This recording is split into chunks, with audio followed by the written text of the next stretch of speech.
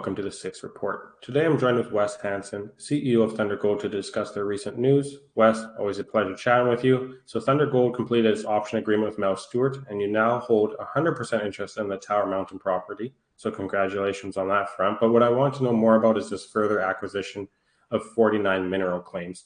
Can I get your thoughts on that part of the news release? Well, it's always a good thing to expand your ground position in a very exciting district, which is where we're located. I think that the Shebandowan Greenstone belt is going to be the most exciting exploration story in Ontario in the next several years. There's a number of companies that are actively exploring in this district, and we had a chance to add claims contiguous to our 100% owned option agreement that we just completed with Mr. Stewart.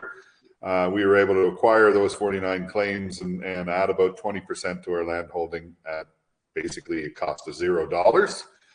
Issuance of some of the company stock to a long time, a long-term holder of stock, Metalla Gold Royalties, and Metalla will probably hold on to those claims for a significant period of time and ride out the exploration upside with us. Perfect. So was there anything specific that you liked about this property other than it being literally adjacent to the Tower Mountain? Is there any historical land or historical workings on this land? Anything particular that caught your eye? No, there's not a lot of work. I mean, if I can share my screen, am I allowed to do that? Shall I? Yeah, if you're able to, sure. We'll try to share our screen in real time, and I'll show you exactly what attracted me to the property and the opportunity. All right, so you should see a map of Tower Mountain. Do you see that? Yep. All right.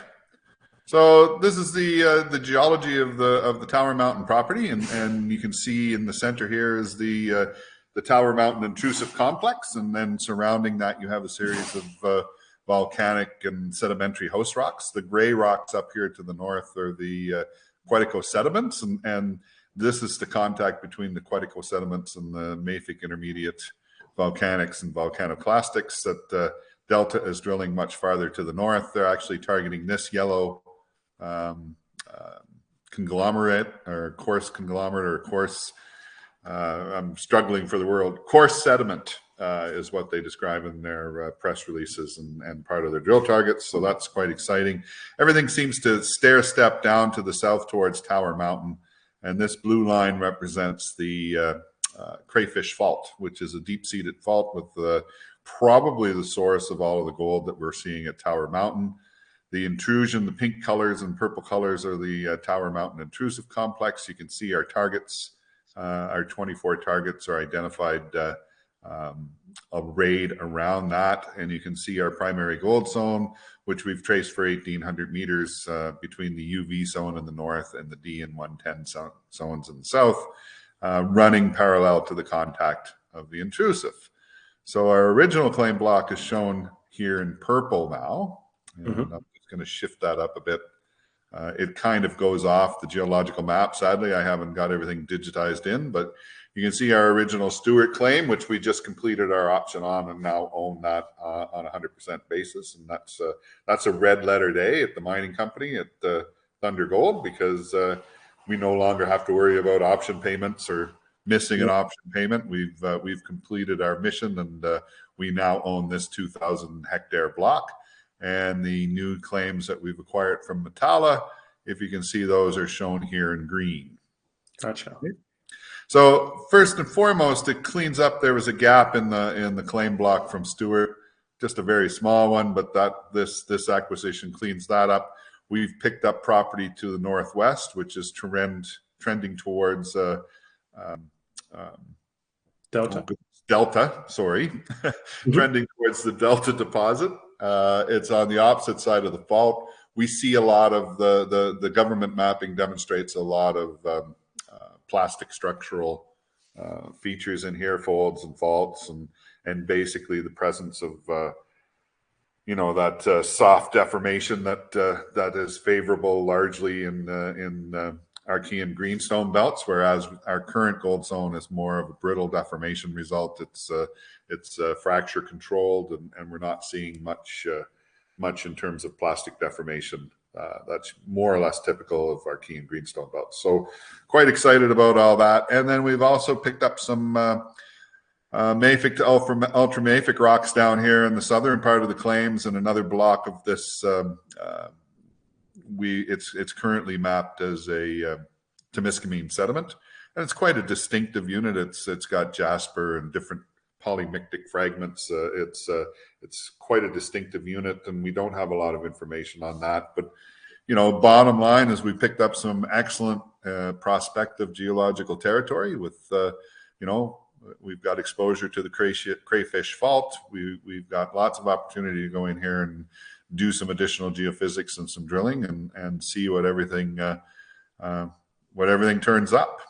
So are you gonna? Does this change your strategy going forward in any way for at least 2023, or is this a 2024 type project?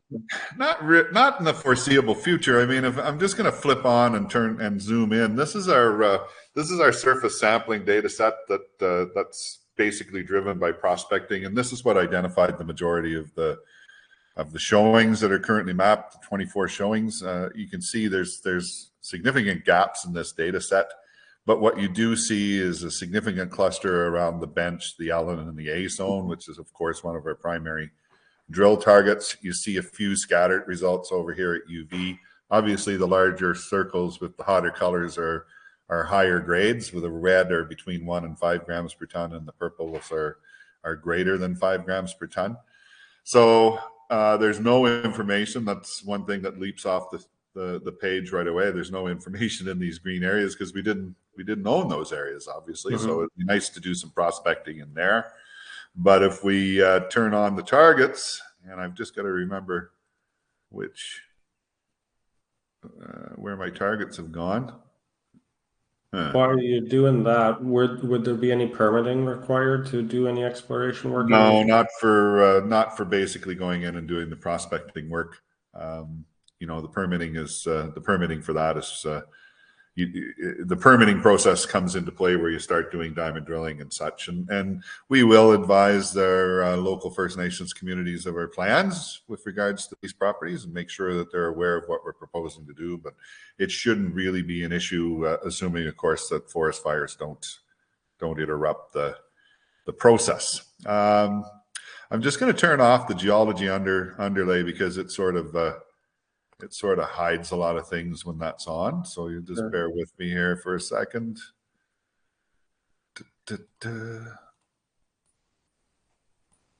And that should get rid of them all. So here again, you see our main trend that we've been following up with our diamond drill programs. And I'll just quickly flip on our diamond drill coverage and turn off our surface grab samples. And you can see this is the UV zone up here to the north, and the D zone is down here to the south. And then the majority of our mineralization is here with the A, Allen, and bench zones. And that's been a very favorable target for us, and it probably represents a significant potential resource. UV a little farther to the north, and you can see that there's all kinds of grades above 5 grams per ton in that drill data set that gets us very interested and very excited. And in terms of our targeting, actually, I'll just go to the actual IP map as an underlay. Oh yeah, there you go. All right, there you go. Now we're thinking. So this is the IP map at a certain elevation in the system, and we don't have coverage up into these new claim blocks. So it would be nice to possibly extend our IP coverage up into this area. I would like to extend it to the entire property because I think it's an invaluable tool in terms of defining exploration targets. And our plan basically is to follow up on all of those exploration targets. And basically what we're looking at is coincident mag EM anomalies that surround the Tower Mountain intrusion. So we're looking up at the G target up here, the P Papa that's down in along the eastern boundary of the Tower Mountain intrusion. We have a 1,800 meter long, about a similar strike length to what we have on the western side. We have the same on the eastern side of the intrusion. And the P zone basically featured the highest grade surface samples on the property. They average, there's 23 individual samples of P that average about 5 to 6 grams per ton. and it's never really been drilled. There's a single drill hole over there. You can, if you zoom in enough, you can kind of see it. But I think it's drilled in the wrong direction. Obviously, if you're targeting something that runs north-south and you drill a north-south drill hole, chances are you're going to miss. So Interesting. That's great. The only other question I had prepared for this little interview here was in regards to Metalla Royalty having a 2% NSR on these claims.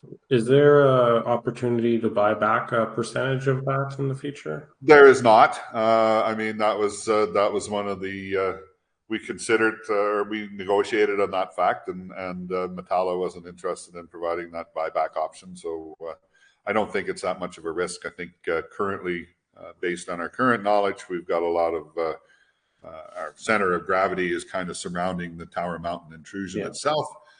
It is possible that the geology up here will reveal a larger target, but that's the game we're playing. When companies are shy on money, you gotta give some things up in order to keep going. Definitely. All right, Wes. Thanks for the presentation here. Unexpected presentation, but I appreciate it. I know the audience would too, so much appreciated on that front. Gonna have to work on that presentation aspect with some of these. There's a lot of information here. I mean, I think it's important for people to remember that we've got over 190 drill holes in this property. We've got almost 1,000 surface samples. We're certainly, in terms of the Eastern Shebandowan Belt, probably the most advanced opportunity in the camp. And as always, we're selling at a discounted price. So it's time for you guys to get involved in a great gold story. There's lots of activity happening in this district. I think it's going to be a solid news flow for a prolonged period of time.